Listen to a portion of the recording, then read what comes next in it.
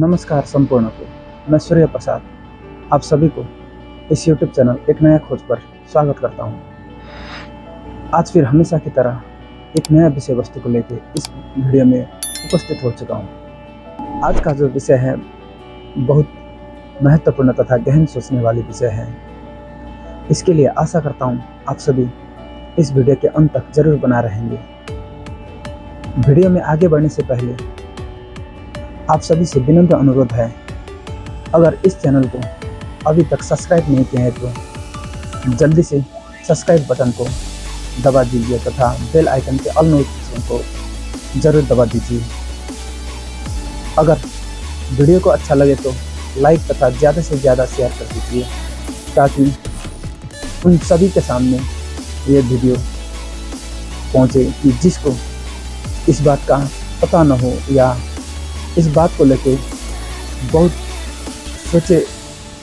सोचे हुए हो मगर इसका पता नहीं चल चुका है, इसका पता नहीं है।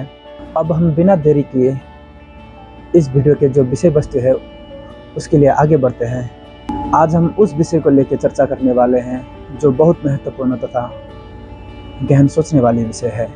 आज का जो परिस्थिति है, जो हमारा मानव समाज में जो ज़्यादा हिंदू सनातन धर्म के जो ठेकेदार होते हैं उनके विषय में कभी भी कहीं भी आप लोग भी जरूर सोचे होंगे कि क्या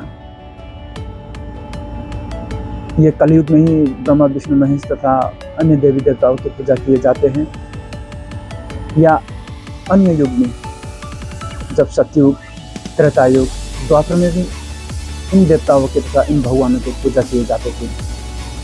हाँ, आज इसी विषय को लेकर इस वीडियो में चर्चा करने वाले हैं। हमारे हिंदू सनातन धर्म के जो शास्त्र हैं, 4 वेद, 18 पुराण, 6 शास्त्र, 108 उपनिषद, संक्षिप्त इसका जो संक्षिप्त है श्रीमद् भागवत गीता, क्या इनमें भी कोई प्रमाण है या इनमें कोई प्रमाण है कि पहले जब पितामह प्रजापिता जो ब्रह्मा जी ने जब पहले मानस पुत्र मनुष्य को जो पैदा किए थे इस धरातल पृथ्वी में जब छोड़े थे, जिसको भेजा गया था कि जिसका नाम मनु और शत्रुपा था, क्या उस टाइम में भी इन्हीं देवी देवताओं की पूजा किए जाते थे या अन्य कोई देवी देवता था उसका पूजा किया जाता था? क्या उस समय के मनुष्य भी कोई ईश्वर भगवान देव देवताओं का पूजा करते थे या नहीं? अगर करते थे तो किन भगवानों की पूजा करते थे? क्या इसका कोई जवाब कोई हमारे धर्म सदग्रंथों में कोई उल्लेखित है या नहीं?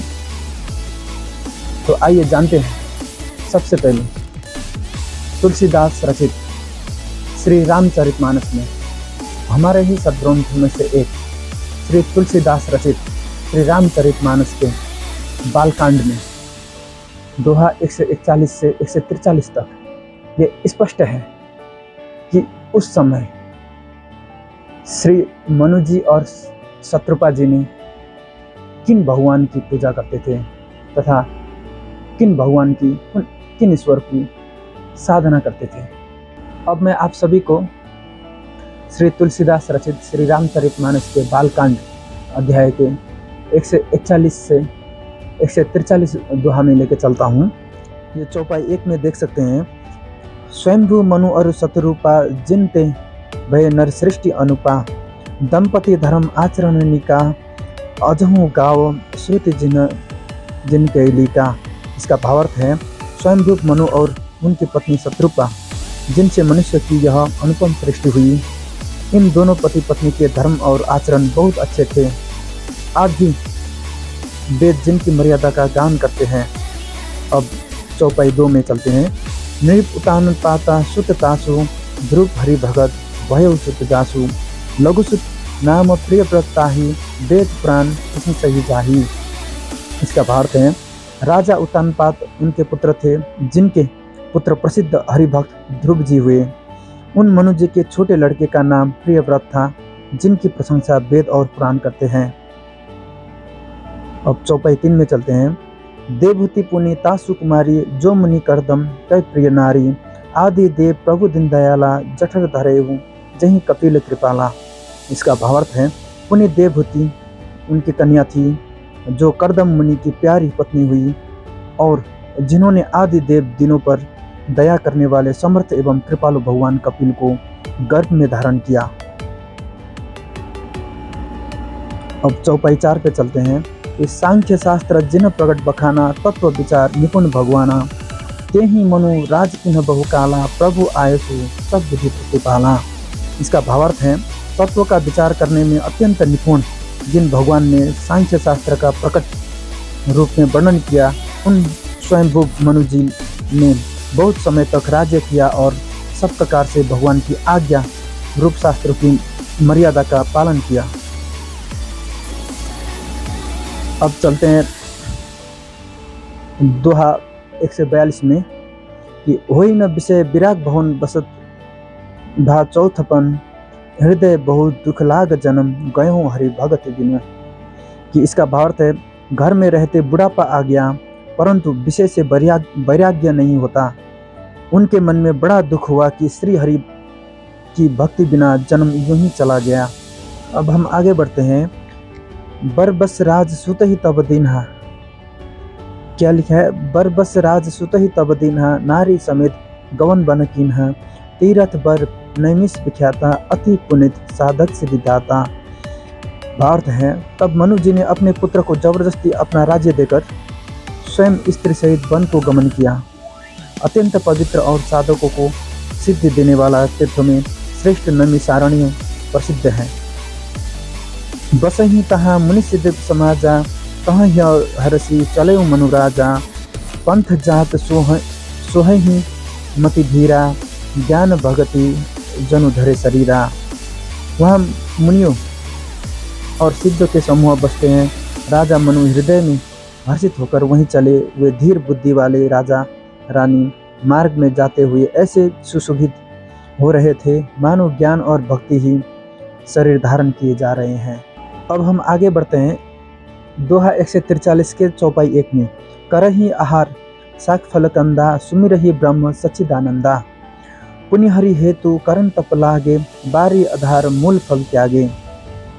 इसका भावार्थ है, वे साग फल और कंद का आहार करते थे और सच्चिदानंद ब्रह्म का स्मरण करते थे। फिर वह श्री हरि के लिए तप करने लगे और मूल फल को त्याग कर केवल जल के आधार पर रहने लगे। तो इससे ये सिद्ध होता है, चौपाई 143 ये दोहा 143 के चौपाई 1 में यहाँ स्वयं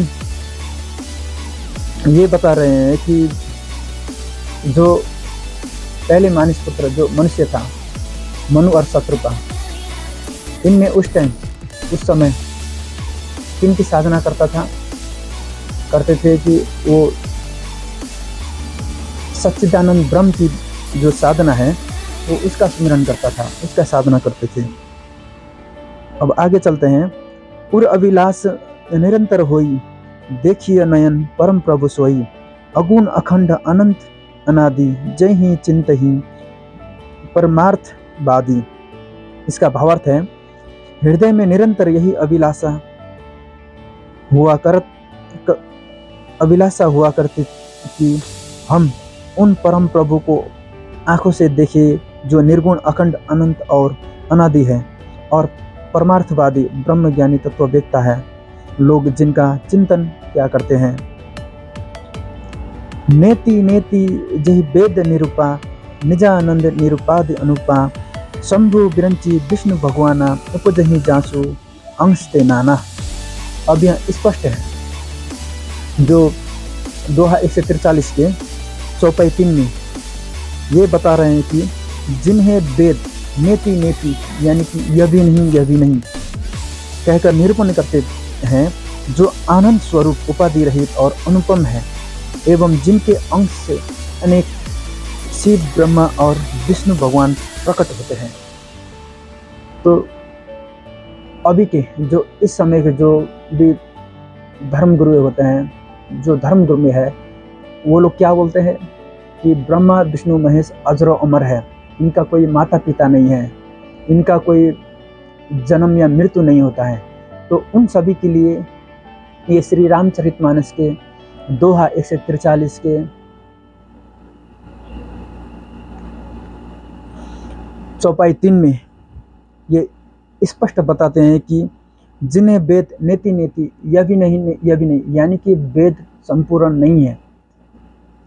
अंतिम में जाके, वेद के अंतिम में जाके नेति नेति कह के बताते हैं कि उस भगवान का ये कंप्लीट नॉलेज नहीं है, यह भी नहीं कह के बताते हैं। और भी जानकारी अधिक है, इससे भी ज्ञान आगे है उस भगवान को मिलने के लिए, उस परमात्मा को मिलने के लिए। तो उसके बारे में ये बताते हैं कि अब हम समझ सकते हैं कि इस समय जो सर्वधर्मों के जो ठेकेदार हैं, जो हिंदू सनातन धर्म की जो धर्मगुरुएं हैं, क्या ये लोग सही बताते हैं, सही ज्ञान बताते हैं हम सभी को, हम मनुष्य को, सब हम मानव को सब सही बताते हैं? कि ये लोग क्या बताते हैं कि ब्रह्मा विष्णु महेश अजर अमर है, इसका कोई माता पिता नहीं है, इसका कोई जन्म मृत्यु नहीं होता है। तो इसके लिए ये श्री रामचरितमानस सिद्ध करता है कि श्री रामचरितमानस के बालकांड दोहा 143 के चौपाई 3 में ये स्पष्ट करता है कि नेति नेति जहि वेद निरूपा निजानंद निरूपाधि अनुपा शंभु बिरंची विष्णु भगवाना उपजहि जासु अंश ते नाना। इसका भावार्थ यह है, जिन्हें वेद नेति नेति यह भी नहीं कहकर निरूपण करते हैं, जो आनंद स्वरूप उपाधि रहित और अनुपम है, एवं जिनके अंश से अनेक शिव ब्रह्मा और विष्णु प्रकट होते हैं। यानी कि ब्रह्मा विष्णु महेश से भी ऊपर कोई भगवान है, ऊपर कोई परमात्मा है, उनसे ही ब्रह्मा विष्णु तथा महेश का उत्पत्ति होता है, जन्म होता है। अब आगे चलते हैं कि ऐसे ही प्रभु सेवक बस आहई भगत हेतु लीला तनु गहई, जो यह वचन सत्य श्रुति भाषा तो हमारा पूजी अभिलाषा। ये चौपाई 4 है। भावार्थ है कि ऐसे प्रभु भी सेवक के बस में है और भक्त के लिए लीला विग्रह धारण करते हैं। यदि वेदों में यह वचन सत्य कहा है तो हमारी अभिलाषा भी अवश्य पूरी होगी। अब दोहा 144 में चलते हैं। एहि विधि बीते बरस सट सहस बारी आहारा, संबत सप्त शास्त्र पुनि रहे समीर अधारा। इसका भावार्थ है, इस प्रकार जल का आहार करके तप करते 6000 वर्ष बीत गए, फिर 7000 वर्ष वे वायु के आधार पर रहे। 144 के चौपाई 1 में क्या बता रहे हैं? बरस सहस 10 त्यागे हु सोऊ, ठाडे रहे एक पद दो, विधि हरिहर तप देख अपारा, मनु समीप आए बहुबारा। भावार्थ, इसका भावार्थ है 10,000 वर्ष तक उन्होंने वायु का आधार भी छोड़ दिया, दोनों एक पैर से खड़े रहे। उनका अपार तप देखकर ब्रह्मा विष्णु और शिव जी कई बार मनु जी के पास आए।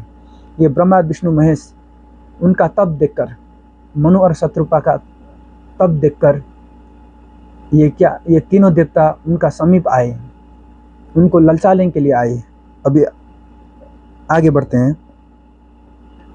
चौपाई 2 में मागहूँ बर बहु भांति लुभाए, परम धीर नहीं चल ही चलाए, अस्थि मात्र हुई रहे शरीरा, तदपि मनाग मन ही नहीं पीरा। इसका भावार्थ है, उन्होंने इन्हें अनेक प्रकार से ललचाया। ये देख सकते हैं कि इन देवता ब्रह्मा विष्णु महेश का क्या औकात है। ये अभी ब्रह्मा जी के मनुष्य पुत्र, जो मनुष्य है, प्रथम मनुष्य मनु और शत्रुपा को ये कैसे भटका रहे थे, ललचा रहे थे। उन्होंने इन्हें अनेक प्रकार से ललचाया और कहा कि कुछ वर मांगो, पर ये परम धैर्यवान डिगाए नहीं डिगे। यद्यपि उनका शरीर हड्डियों का ढांचा मात्र रह गया था, फिर भी उनके मन में जरा भी पीड़ा नहीं थी। अब आगे 3 नंबर में चलते हैं। चौपाई 3 में प्रभु सर्वज्ञ दास निज जानी, गति अनन्य तापस नृप रानी, मागु मागु बरु भई नभ बानी, परम गभीर कृपा मृत सानी। भावार्थ इसका यह है कि सर्वज्ञ प्रभु ने अनन्य गति वाले तपस्वी राजा रानी को निज दास जाना तब परम गंभीर और कृपा रूपी अमृत से सनी हुई यह आकाशवाणी हुई कि वर मांगो। ये देखिए, ब्रह्मा विष्णु महेश से भी कोई और भगवान है, वो प्रकट हुए, जिसका ये क्या करते थे, मनु और शत्रुपा तप करते थे, वो प्रकट हुए और आकाशवाणी किया कि वर मांगो कह के। अब आगे चलते हैं चौपाई 4 में। मृतक जीवावनी गिरा सुहाई, श्रवण रंध्र हुई उर जब आई, हृष्ट पुष्ट तन भय सुहाए, मानहु अबहि भवंत आए। इसका भावार्थ है, मुर्दे मुर्दे को भी जिला देने वाली यह सुंदर वाणी कानों के छेदों से होकर जब हृदय में आई, तब राजा रानी के शरीर ऐसे सुंदर और हृष्ट पुष्ट हो गए मानो अभी घर से आए हैं। आगे दोहा 145 में चलते हैं कि श्रवण सुधा सम वचन सुनी पुलक प्रफुल्लित गात। श्रवण सुधा सम वचन सुनी पुलक प्रफुल्लित गात, बोले मनु करी दंडवत प्रेम न हृदय समात।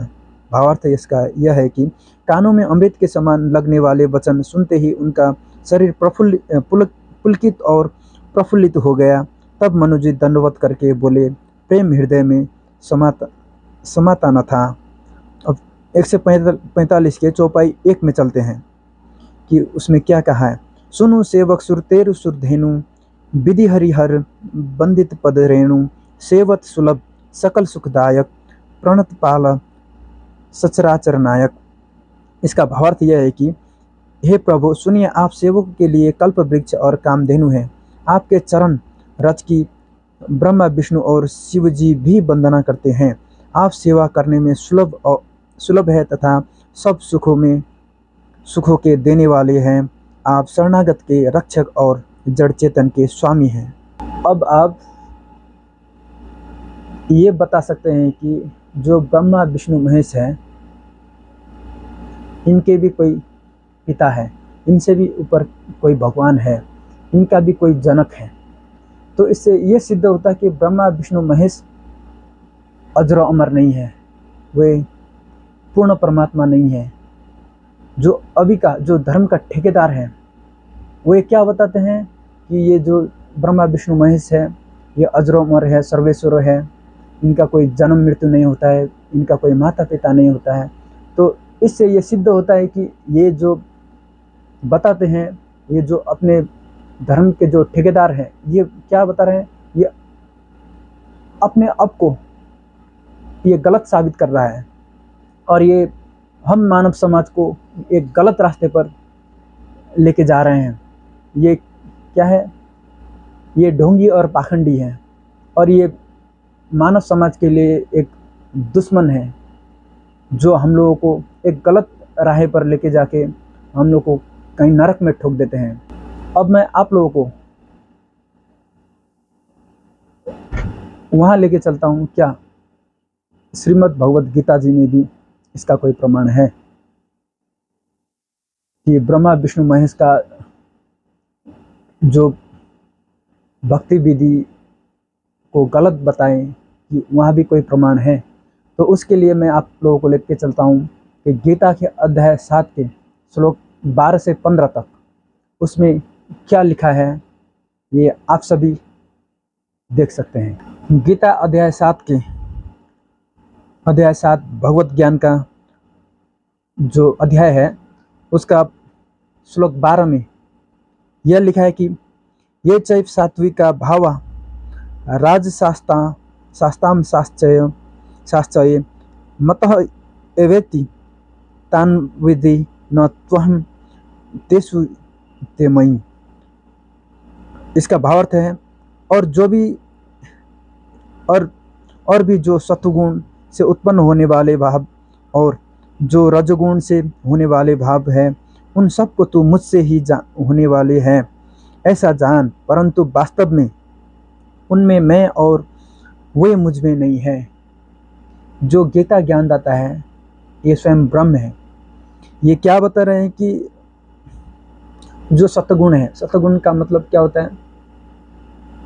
भगवान विष्णु। सत्वगुण का जो देवता है वो भगवान विष्णु है। भगवान विष्णु और ये जो रजगुण का देवता है ये श्री ब्रह्मा जी हैं, और तमोगुण का जो देवता है ये भगवान शिव जी है। उनका वो क्या बोल रहे हैं कि उनको तू मुझसे ही होने वाले जान, ये गीता ज्ञानदाता बोल रहे हैं कि वो सब मुझसे ही उत्पन्न होने वाले जान,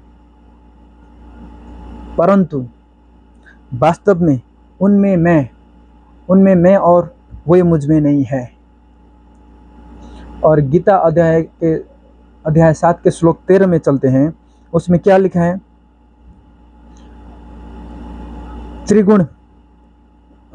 त्रिभिर्गुण मयिर्भाव वैरभी सर्वमिदं जगत मोहितम नाभि जानति मामेभ्यम परम व्ययम। इसका अर्थ यह है कि गुणों के कार्य रूप सात्विक, राजस और तामस, इन तीनों प्रकार के भावों से यह सारा संसार प्राणी समुदाय मोहित हो रहा है। इसलिए इन तीनों गुणों से परे मुझ अविनाशी को नहीं जानता।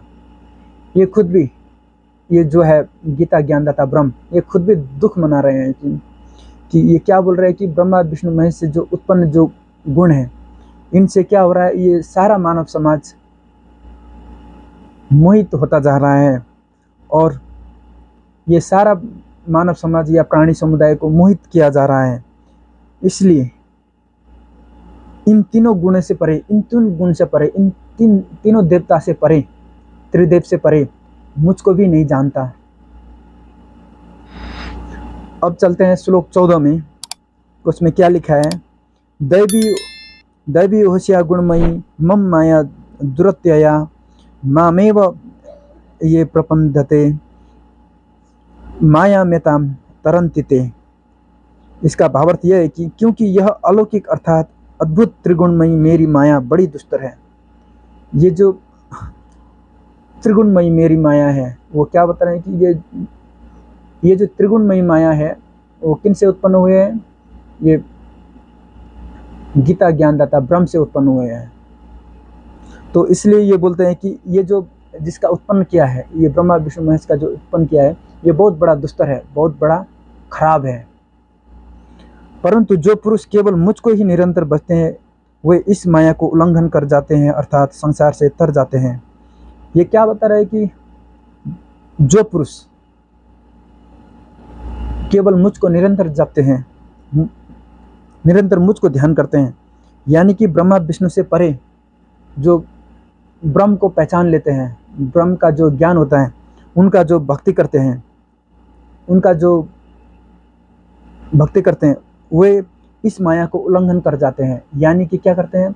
ब्रह्मा विष्णु महेश को भी त्याग कर वो उससे ऊपर की भक्ति में लग जाता है। अब 15 में चलते हैं। नमाम दुष्कृतिनो मूढ़ा प्रपंदते नराधमा मायायाप हृद ज्ञान आसुरम भावमाश्रिता। माया द्वारा जिनका ज्ञान हरा जा चुका है, यानी कि त्रिगुणमयी माया, जो ब्रह्मा विष्णु महेश से उत्पन्न होने वाला जो सतगुण, रजगुण और तमगुण से जो तमगुण जो उत्पन्न होते हैं, तो उनसे जिनका ज्ञान हरा जा चुका है, इन तीनों गुण से तीन गुण का जो माया है, उनके द्वारा जिनका ज्ञान हरा जा चुका है, ऐसे आसुर स्वभाव को धारण किए हुए मनुष्यों में निज दूषित कर्म करने वाले मूढ़ मुझको नहीं बसते। ये देखिए, हम मनुष्य को कितना गाली देते हैं। वो बता रहे हैं कि जिनका ज्ञान ब्रह्मा विष्णु महेश से उत्पन्न होने वाली रजगुण, सतगुण तथा तमगुण से जो लिप्त हैं, उन प्राणी को क्या बोलते हैं? आसुर स्वभाव को धारण किए हुए मनुष्य में नीच और दूषित कर्म करने वाले मूढ़, ये मूर्ख लोग, ये मूर्ख बता रहे कि मूर्ख लोग मुझको नहीं बचते। वो ब्रह्मा विष्णु महेश से ऊपर जो ब्रह्म है, उनको भी नहीं बचते। तो इससे ये सिद्ध होता है कि ब्रह्मा विष्णु महेश से भी आगे कोई भगवान है। और ये अभी का समय में जो धर्म का ठेकेदार है, जो ब्रह्मा विष्णु महेश में ही सबका ध्यान आकर्षित करा रहा है, कोई कथावाचक है, कोई रामकृष्ण का भक्ति करा रहे हैं, कोई रामकृष्ण का कथा कर रहे हैं। तो ये हम सर्व मानव समाज को एक गलत दिशा की ओर लेके जा रहे हैं। अब मैं आप लोगों को और एक प्रमाण दिखाता हूँ कि जो सिख धर्म के जो नानक देव थे, जो गुरु थे, वो नानक देव थे, वो उनने अपने ग्रंथ में, अपने जो गुरु ग्रंथ साहिब में क्या बताए हैं, आपको मैं उस तरफ लेके चलता हूँ। गुरु ग्रंथ साहिब के पेज नंबर 1257 में श्री नानक देव जी ने क्या कहा है? वेद पढ़े पढ़ी बादु बखने ब्रह्मा विष्णु महेशा एह त्रिगुणा माहिया जिनी जगतु भुलाइया जन्म मरण का सहसा। ये भी यही प्रमाण दे रहे हैं कि ये 3 गुण जो है ब्रह्मा विष्णु महेश